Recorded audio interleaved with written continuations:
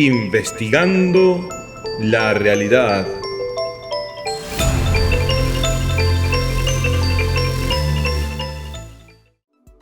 Bienvenidos nuevamente a Investigando la realidad. En este tercer video de la serie analizaremos uno de los errores históricos que más ha repercutido en la historia egipcia y en la de muchas otras civilizaciones antiguas. Este error, como vimos en el anterior video, se trata de la incorrecta identificación del faraón Sisac, mencionado varias veces en las escrituras hebreas. Si aún no vieron el anterior video, véanlo, porque esta serie de videoprogramas están publicados en un orden que facilita su comprensión. La errónea identificación del faraón Sisac ha afectado no solo la cronología, sino también la correcta interpretación de los hallazgos arqueológicos, lo que ha generado innumerables problemas entre los académicos. Les quiero enfatizar que, a pesar de que muchos de ellos reconocen que este fue un error, las consecuencias negativas de esta identificación se mantienen hasta el presente. En el video anterior vimos la forma en la que se llegó a aceptar la identificación del faraón Sisac con el faraón Sheshonq I. Ahora veremos cómo se llegó a descubrir que esta identificación era un error y analizaremos las pruebas que demuestran la incorrecta identificación del faraón Sisac con Sheshonq I. En los años siguientes a la identificación que realizó Champollion, los egiptólogos se fueron dando cuenta de que la inscripción del muro de Karnak no decía Yuda HaMalkut, sino Shad HaMelech, que se traduce mano del rey, y no reino de Judá, como erróneamente había entendido Champollion. Así lo muestra la siguiente publicación. Shad HaMelech. Está generalmente aceptado que el nombre de esta inscripción preserva el hebreo mano del rey. En lo que los eruditos difieren es a lo que se refiere este nombre. Noth y Ahlstrom lo ven como una característica geográfica, mientras que Mazar, Aharoni, Kitchen y Hodge piensan que se refiere a un monumento real. En ambos casos, la ubicación permanece desconocida. Como afirma este texto, la gran mayoría de los eruditos acepta el nuevo significado de esta inscripción, Shad HaMelech, que no tiene nada que ver con el reino de Judá, sino con otro sitio del cual no se conoce su ubicación exacta.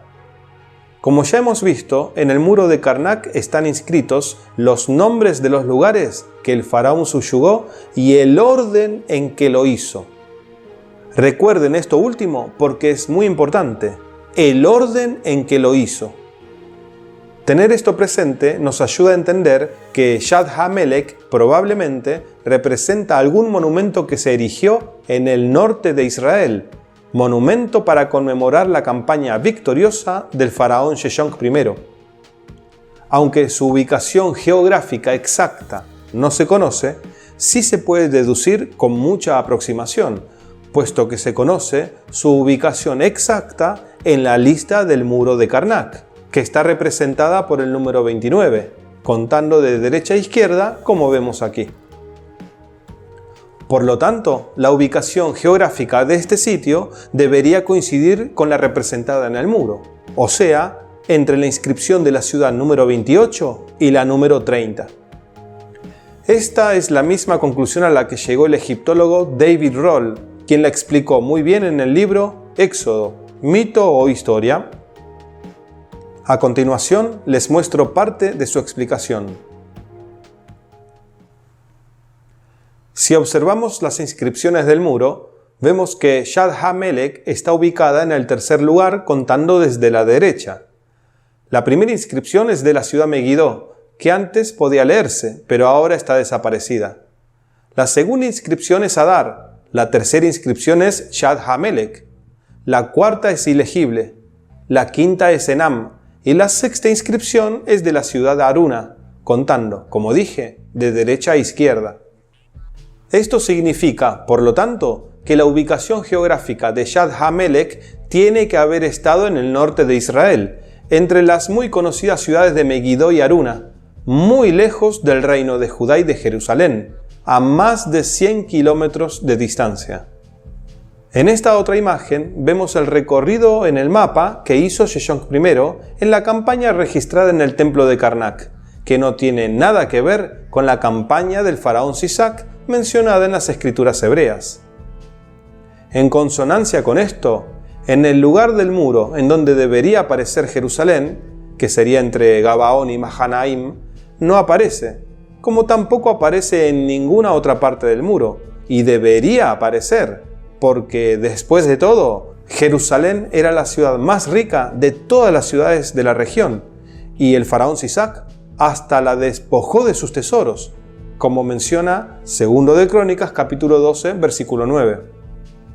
El rey de Egipto, Sisac, subió para atacar Jerusalén, tomó los tesoros de la casa de Jehová y los tesoros de la casa del rey, se los llevó todo, incluyendo los escudos de oro que Salomón había hecho.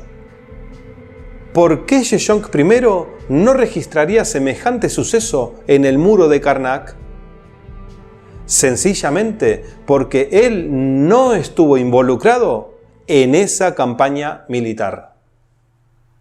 La campaña de Sheshonq I, registrada en el muro de Karnak, y la campaña bíblica de Sisac, registrada en las escrituras hebreas, no están relacionadas entre sí. De hecho, no pueden estarlo, porque la campaña de Sheshonq I, según se registró en el muro de Karnak, se desarrolló en el Negev y en el reino de Israel, no en el reino de Judá. Recuerden que luego de la muerte de Salomón, Israel se dividió en dos reinos, al norte el reino de Israel y al sur el reino de Judá. Jeroboam, rey de Israel, era un aliado de Sisac, el rey de Egipto, mientras que el reino de Judá, en manos de Rehoboam, era enemigo de ambos. Por eso es inconcebible pensar que Sisac y Sheshonq I sean el mismo faraón, porque aceptar esto implicaría que el faraón Sheshonq I atacó a su aliado Jeroboam e ignoró a su enemigo Rehoboam. En cambio, Sisac sí atacó al reino de Judá, pero como muestra el muro de Karnak, Sheshonq I no hizo eso. Algunos que insisten en sujetarse al error de identificar a Sisac con Sheshonq I piensan que Jerusalén no aparece en el muro de Karnak porque Rehoboam le pagó un tributo a Sisac para que la ciudad no sea destruida, pero igualmente terminaron siendo despojados y sometidos por Egipto, por lo que este era motivo más que suficiente para que Jerusalén sea registrada en el muro de Karnak, algo que no pasó porque se trató de la campaña militar de otro faraón. Por lo tanto, podemos asegurar con toda certeza que Champollion se equivocó al identificar la inscripción de Sheshonq I con el reino de Judá. Lo más lamentable es que los historiadores convencionales toman como base y referencia a esta errónea identificación para establecer la cronología egipcia y para datar los sucesos de otras civilizaciones. Egipto dejó miles de inscripciones, sobre todo en piedra, que perduran a pesar del paso de los siglos, y es por eso que hoy podemos leerlas.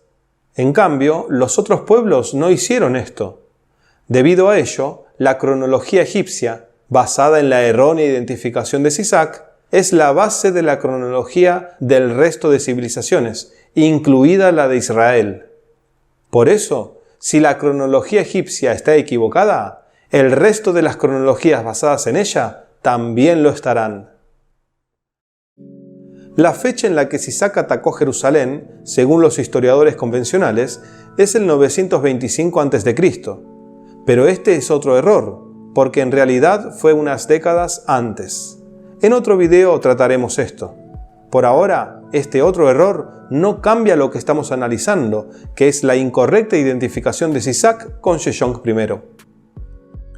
El egiptólogo alemán Erich Hornang, respecto a la supuesta campaña militar de Sejong I a Jerusalén, expresó lo siguiente: persisten muchas incertidumbres en el tercer período intermedio, como han sostenido acertadamente críticos como David Rohl.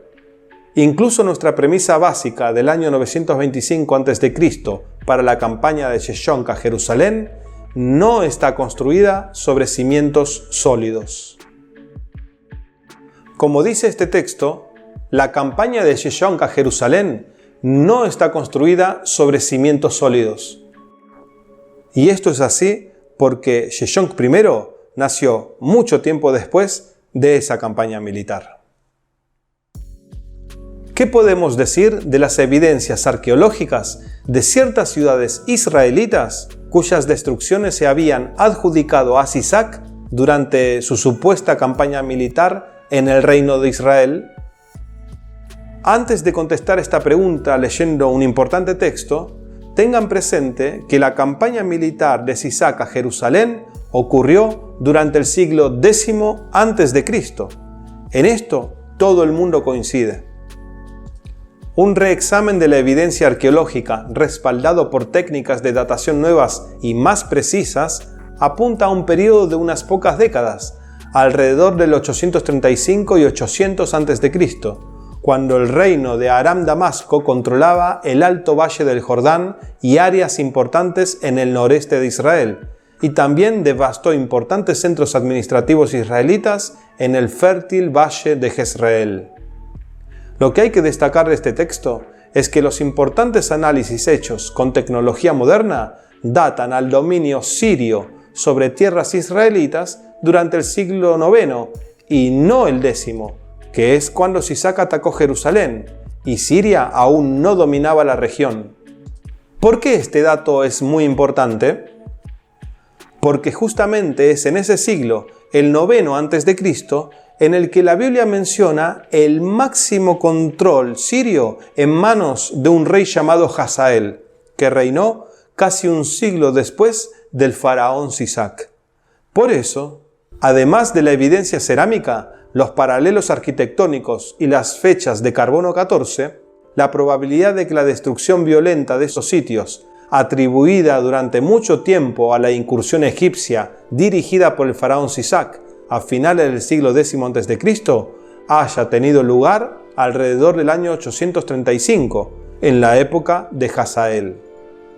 De modo que varias clases de dataciones, como la evidencia en la cerámica, los paralelos arquitectónicos y el carbono 14, señalan que la destrucción de las ciudades que antes se pensaba que ocurrieron durante la campaña del faraón Sisac, falsamente identificado con Sejong I, en realidad ocurrieron muchas décadas después, en los tiempos de Hazael, el rey de Siria, mencionado en el segundo libro de Reyes, en los capítulos 8 al 13. Esto demuestra que el contexto político de la campaña militar de Sejong I, registrado en el muro de Karnak, armoniza perfectamente con el tiempo de Hazael, registrado en la Biblia, quien dominaba sobre territorios israelitas, décadas después del ataque a Jerusalén. Contrariamente, el contexto político de Sejong I no armoniza con los tiempos de Rehoboam y Jeroboam, quienes sí fueron contemporáneos de otro faraón anterior que sí atacó Jerusalén, Sisac. Los egiptólogos usaron la cronología bíblica para fechar al faraón Sejong I, que como vimos está mal identificado, y desde allí fechan, por ejemplo, a Ramsés II, que piensan que fue el faraón del Éxodo, lo que es otro error, como analicé en este video.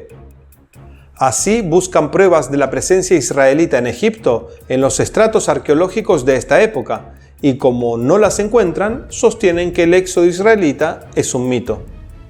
Y por supuesto que no van a encontrar rastros de los israelitas en Egipto en esa época, si esa época no es en la que ocurrió el éxodo.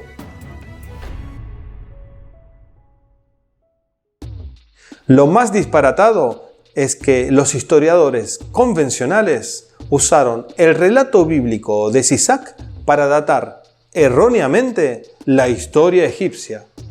Luego usan esa equivocada datación egipcia que obviamente no armoniza con la Biblia, para demostrar que los relatos bíblicos son falsos. Esto demuestra un grave error psíquico de razonamiento. Por lo tanto, no se debe datar la entera cronología antigua teniendo como base esta errónea sincronización. Sin embargo, lamentablemente así se sigue haciendo, perpetuando este grave error en libros de importantes bibliotecas, escuelas y universidades. Les sugiero fuertemente que repasen la información de este video, porque reconozco que asimilarla no es una tarea fácil, sino que merece mucha concentración y reflexión. Queda responder la pregunta más importante de todas. ¿Quién fue entonces el faraón Sisac mencionado en la Biblia? La respuesta a esta pregunta les asombrará en grado extremo, tanto como a mí también me sorprendió en su momento. Repasen los 3 videos de esta serie, así estarán mejor preparados para el próximo video programa. Gracias por la atención. Si te ha gustado este video, recuerda hacer clic aquí y, si aún no lo has hecho, suscríbete. Les ha hablado Conflicto Cognitivo en Investigando la Realidad.